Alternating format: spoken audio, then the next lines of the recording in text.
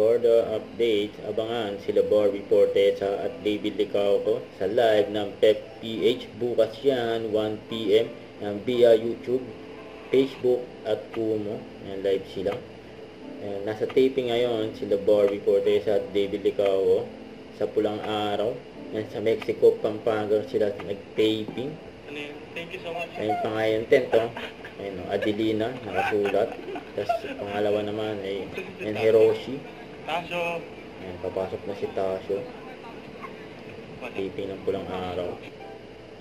Ayun, nakapag-taping din sila kahapon ng All Out Sunday. Ayun, mga abangan sa Barda. Tapos si Barbie naman, ayun, Fast Talk with Boy Abunda yun. Abangan din si Barbie.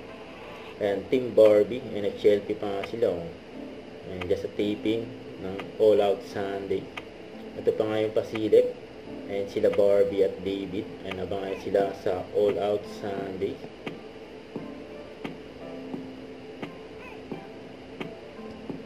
Ayan. Huwag kalimutan mag-subscribe. Click ang notification bell for more update. Ito po ang Richard Reaction Vlog. Bye guys. Thank you for watching.